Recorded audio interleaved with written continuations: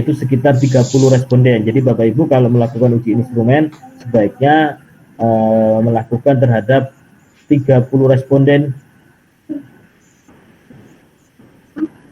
Di mana tempat kita melakukan uji validitas sebaiknya tidak di tempat penelitian. Misalnya Bapak Ibu meneliti di wilayah Kecamatan Cipayung, maka uji validitasnya lakukan di kecamatan lain. Artinya apa? Supaya kita tidak rancu nantinya. Misalnya kalau kita melakukan uji validitas di Kecamatan Cipayung, jangan sampai kemudian orang yang sama, loh saya sudah pernah mengisi kuesioner ini. Nah, ini yang tidak diperkenankan. Sebaiknya kalau uji validitas dilakukan di tempat yang berbeda, tetapi mempunyai karakteristik yang mirip, ya. Jadi kata kuncinya adalah bila mana melakukan uji instrumen tidak di tempat yang sama.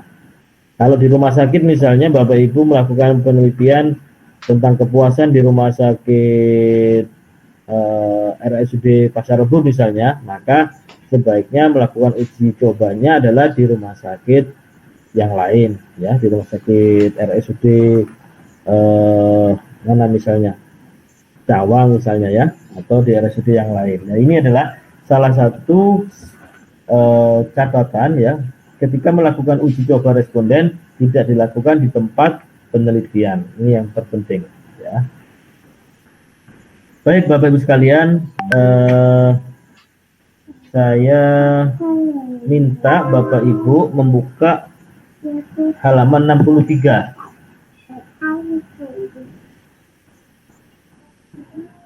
Sudah dibuka halaman 63 bukunya masing-masing? Sudah Pak. Sudah, ya. Nah, kita anggaplah ini adalah 5 pertanyaan. Seyogyanya di dalam kuesioner itu bisa 30 pertanyaan, ya.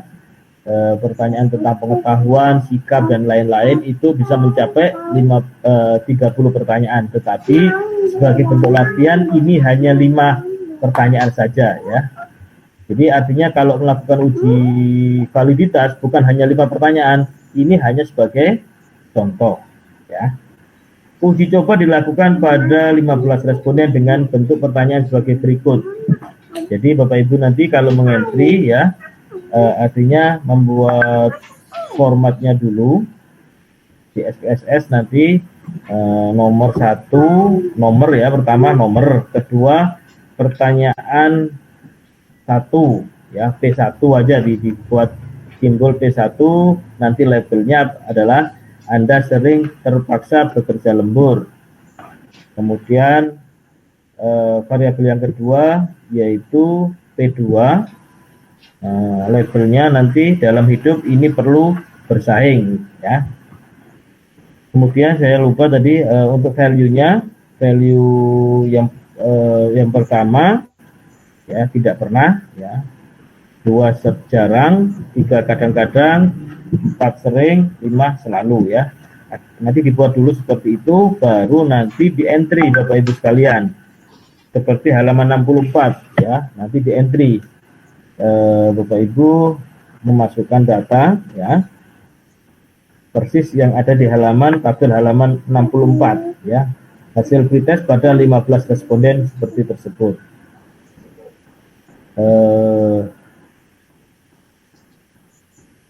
Baik, untuk menyingkat waktu, saya persilakan Bapak Ibu untuk melakukan membuat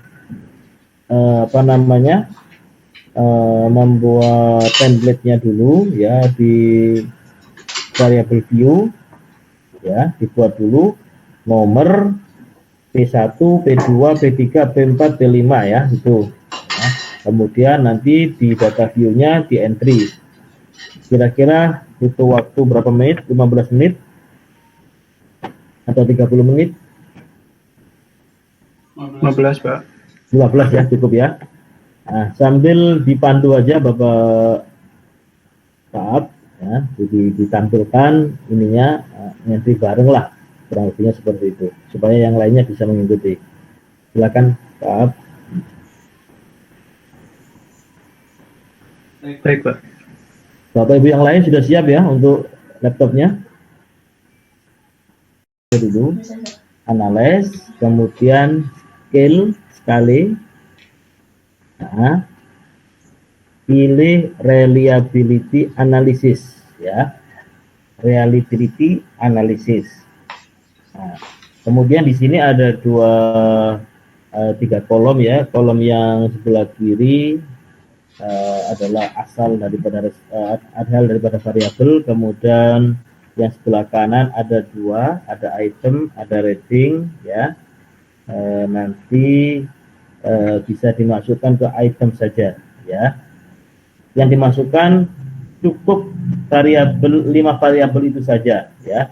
Untuk nomor responden tidak perlu dimasukkan, ya. Bisa dimasukkan satu-satu atau langsung dimasukkan bersamaan 5-5-nya, boleh, ya. Kita lihat tadi Pak Ab langsung 5-5-nya, ya, tidak ada masalah. Baik, kemudian untuk model biarkan alfa, ya.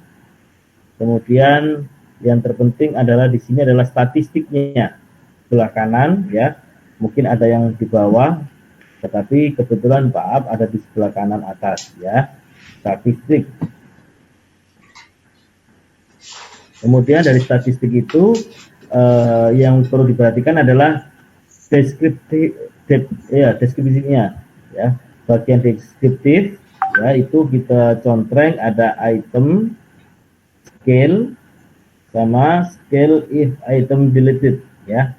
3 bagian itu yang perlu dicontreng untuk statistiknya. Kemudian setelah itu abaikan yang lain, pilih continue, kemudian tekan OK. Nah, Bapak-Ibu sekalian, baik, nanti saya akan sampaikan. Coba diulang lagi Pak Ab, cara melakukan analisisnya sambil disampaikan. Analis, kemudian scale, reliability analysis. Ya, saya pindahin sumber dulu Pak ya. Riset saja, riset. Oke. Ini yang 5 variabel dimasukkan ke kolom item. Kemudian kita pilih statistik. Pada kolom descriptive for semua checklist item, scale sama scale if item deleted. Kemudian continue. Lalu ini model tetap alpha. Lalu oke. Pada dokumen output akan keluar. Begitu Pak. Baik, Bapak-Ibu sekalian bisa mengikuti hal yang sama yang sudah dilakukan oleh Pak Ab, silahkan.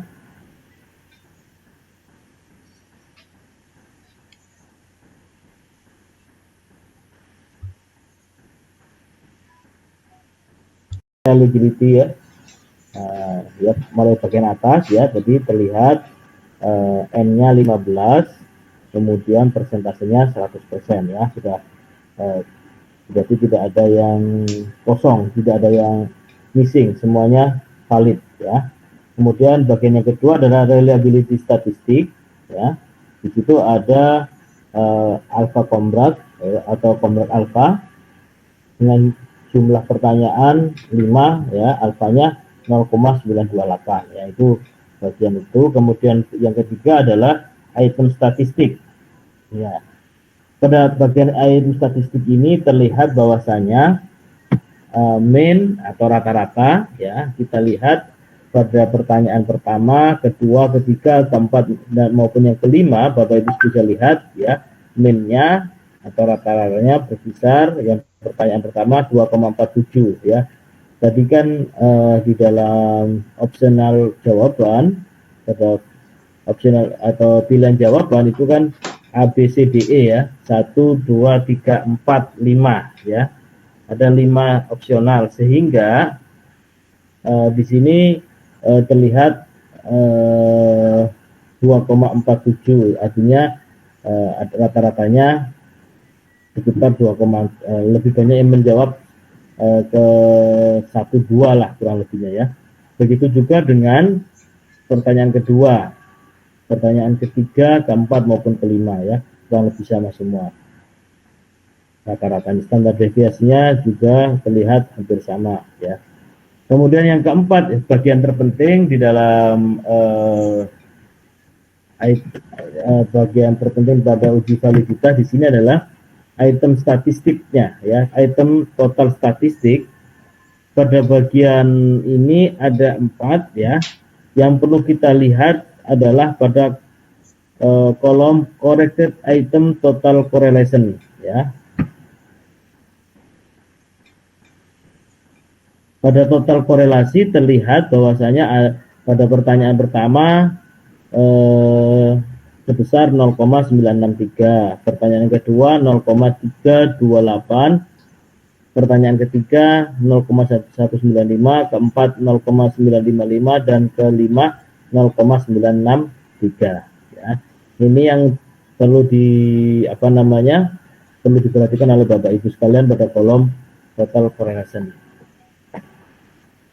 Selanjutnya pada kolom ini kita membandingkan antara, ini disebut sebagai R tabel ya, hasil R hitung. Jadi nilai corrected item total correction dari, atau kita sebut sebagai nilai R hitung, hasil penghitungan RR-nya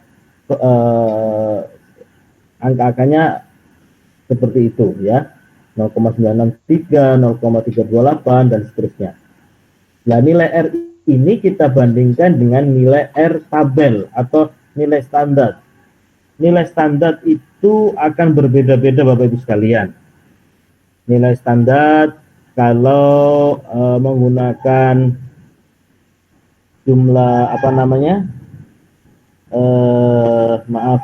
jumlah sampel 15 akan berbeda kalau dengan jumlah sampel 20, 25 ataupun 30 misalnya, atau ya artinya ini bisa saja jumlah sampelnya 16, 17, 18 dan seterusnya ya. Tidak selalu berkelipat 5, tidak. Tadi memang jumlah sampel pada penghitungan ini sebesar 15 maaf. Ya, bisa jadi Bapak Ibu melakukan pembuat sampel atau respondennya 20 atau 21 ganjil misalnya, boleh-boleh saja. Nah, apa yang perlu diperhatikan ya, uji validitas ini menentukan R tabel harusnya ada di lampiran. Tapi saya melihat di lampirannya tidak ada. Nanti coba saya minggu depan ya, saya kasih fotokopian ya, saya scan ya. Nah, cara mencari R tabel.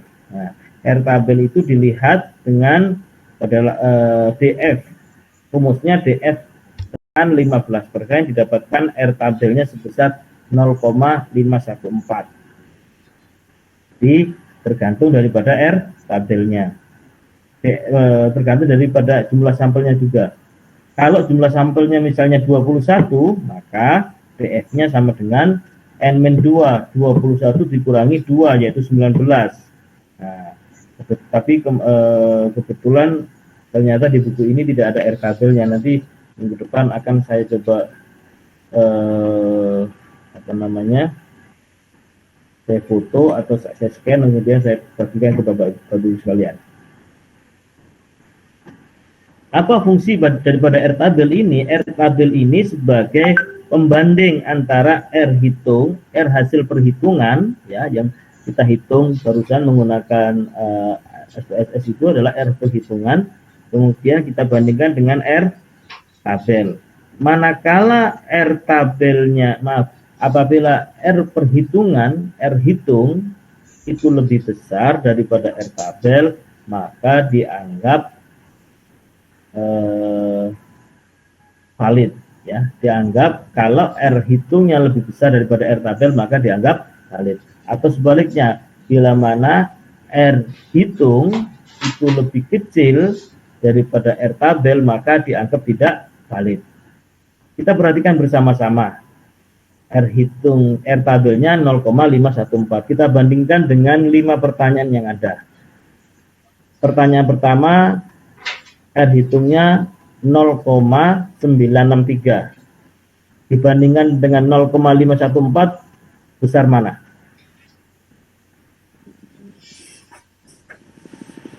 Besar R itu. Besar R hitung, ya. Ini hasil penghitungan. Jadi pada P1 R hitungnya lebih besar, maka dianggap valid. Pertanyaan kedua, R hitungnya 0,328, R tabelnya 0,514. Lebih besar mana? Lebih besar R tabel. Lebih besar R tabel, maka pertanyaan kedua dianggap tidak valid. Kenapa? Karena R hitungnya lebih kecil daripada R tabel. Pertanyaan ketiga, keempat, dan kelima kita lihat bersama-sama, ya. 0,915, 0,955, 0,963. Lebih besar atau lebih kecil dari R tabel? Tentunya lebih besar. Jadi pertanyaan 3, 4, 5 kita pastikan valid, ya. Berarti ada satu pertanyaan, yaitu pertanyaan kedua, dianggap tidak valid. Coba kita tes bersama-sama. Kenapa bisa tidak valid? Nah, kita cek daripada pertanyaannya, kalimat pertanyaannya, halaman 63. Mungkin Pak Anam, coba bisa dibaca Pak Anam, pertanyaannya. Bawa buku nggak Pak Anam?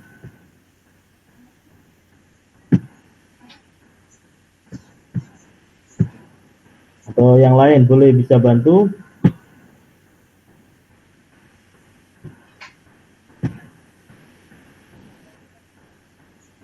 Pak Agung.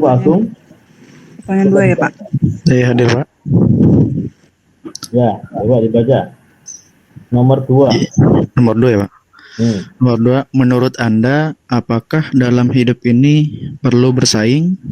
1, tidak pernah. 2, jarang. 3, kadang-kadang. 4, perlu. Dan 5, sangat perlu.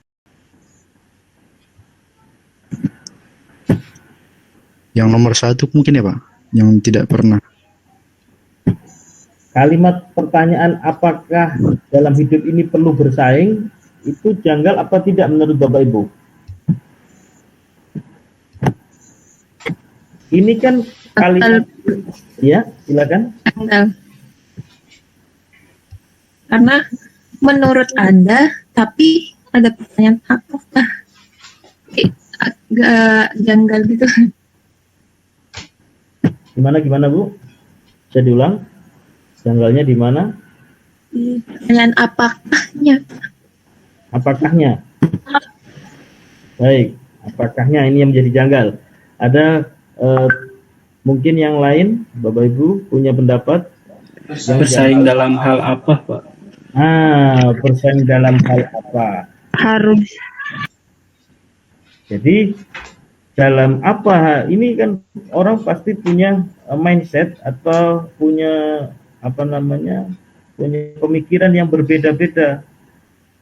Ada yang bersaing dalam hal misalnya materi, ada yang bersaing dalam bidang pekerjaan, ada yang berpikiran hidup ini bersaing dalam beramal. Lah, 3 orang saja mungkin punya perbedaan pendapat. Yang satu tentang materi, yang satu beranggapan tentang pekerjaan, yang satu tentang amal. Nah, ini tidak boleh di dalam pertanyaan. Artinya apa?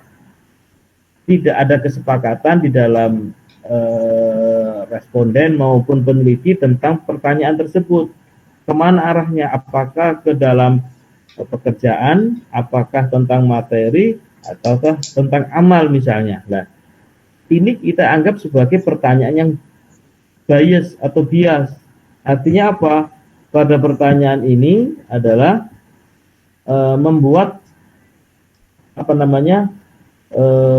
fokus yang tidak sama, ya, membuat fokus yang tidak sama, sehingga pertanyaan seperti ini tidak bisa dipakai.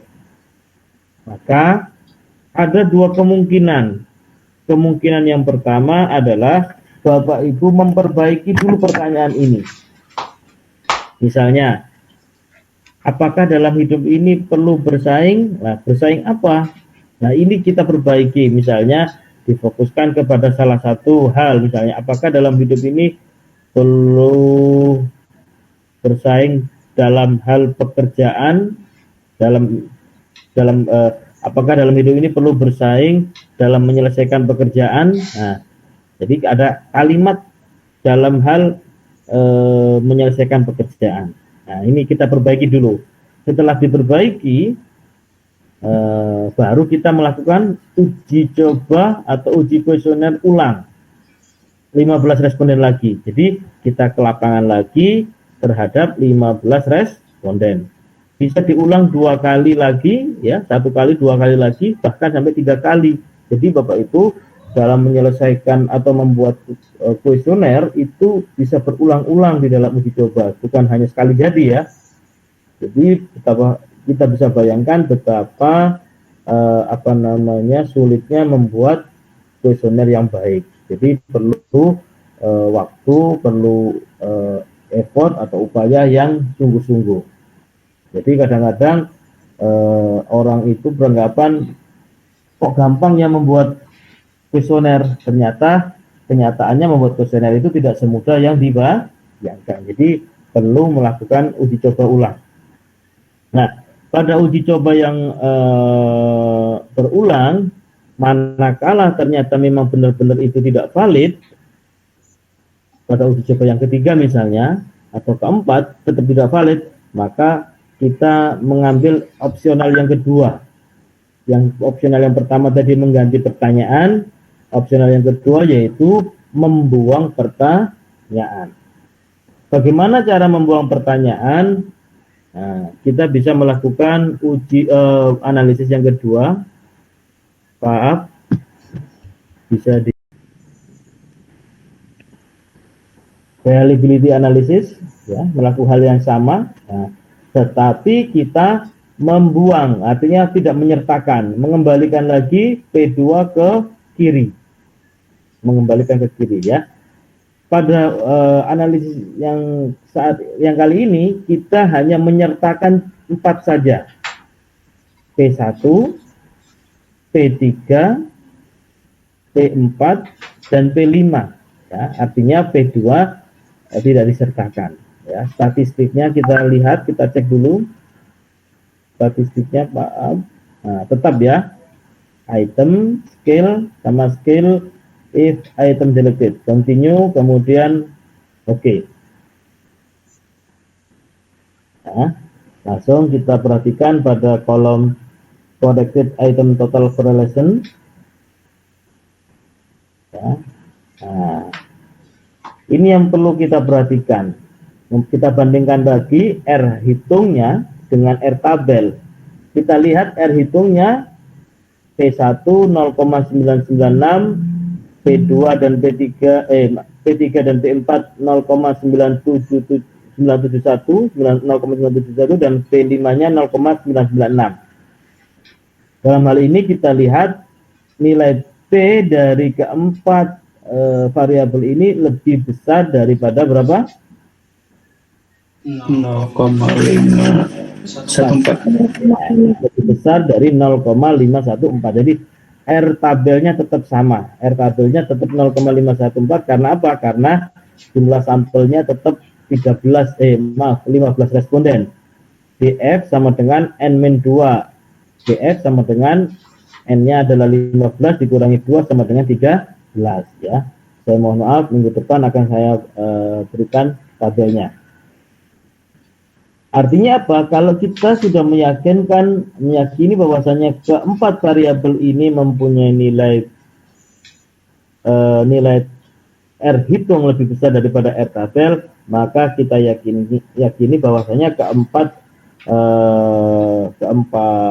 pertanyaan ini sudah dianggap valid, ya.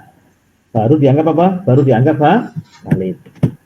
Kemudian langkah yang berikutnya adalah setelah validitasnya kita uji, yaitu reliability atau reliabilitasnya.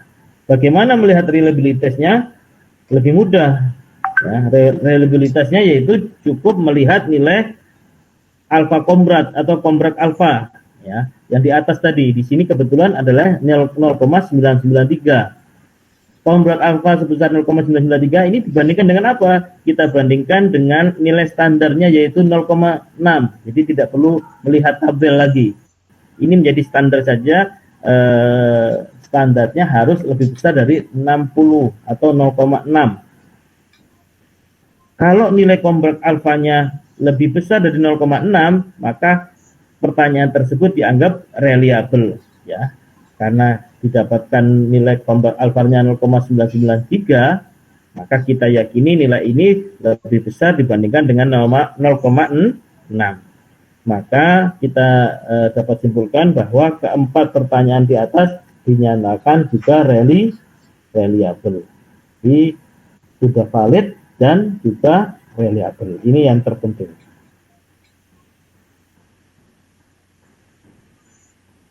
Baik, Bapak Ibu sekalian, bisa diulang, Pak.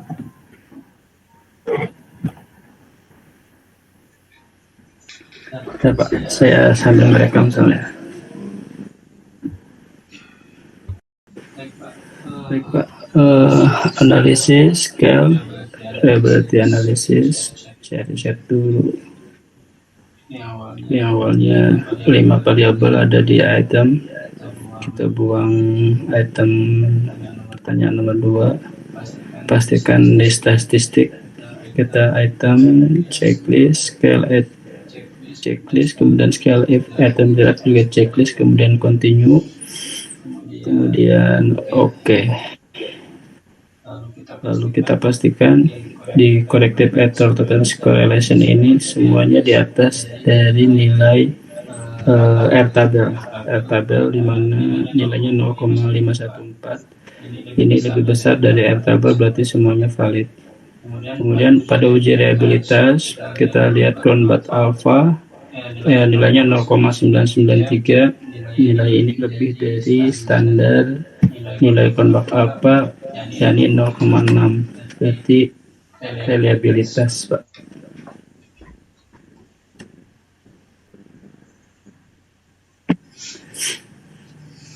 Baik, Bapak Ibu sekalian, silakan mencoba, ya. Yang tadinya 5 dibuang satu variabelnya, kemudian dilakukan analisisnya, ya. Kita lihat hasil validitasnya, kemudian kita lihat reliabilitasnya.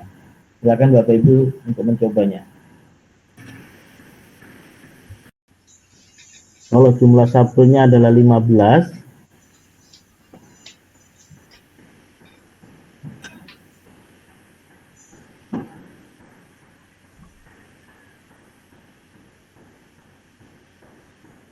maka kita bisa simpulkan di sini n-1, n sama dengan n-2, maaf. N-nya 15 dikurangi 2 adalah 13. Ya. Nah, kalau kita punya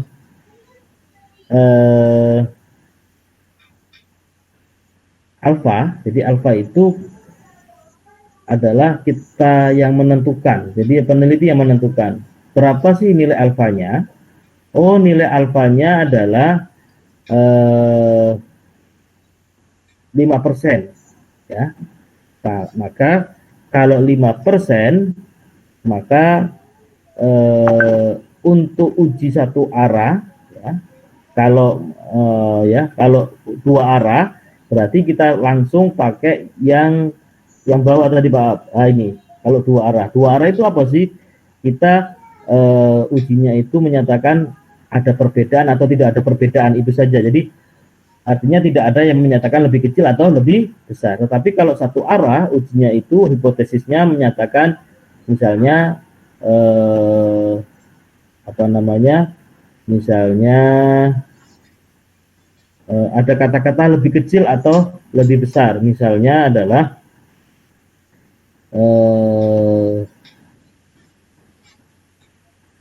ibu yang mempunyai berat badan lebih dari ibu yang mempunyai berat badan berat itu lebih berisiko dibandingkan ibu yang mempunyai berat badan ringan misalnya.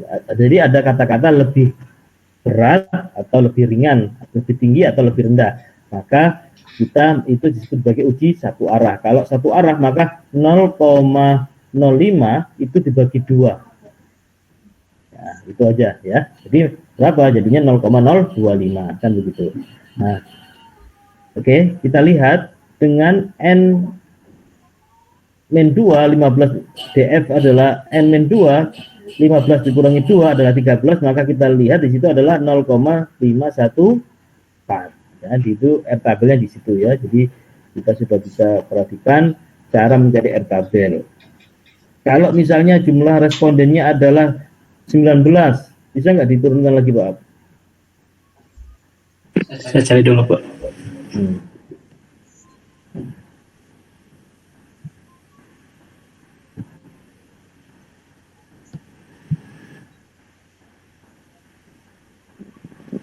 Nah, misalnya 19 kita lihat. Kalau 19 berarti DF-nya berapa? N min 2. 19 dikurangi 2 berarti berapa?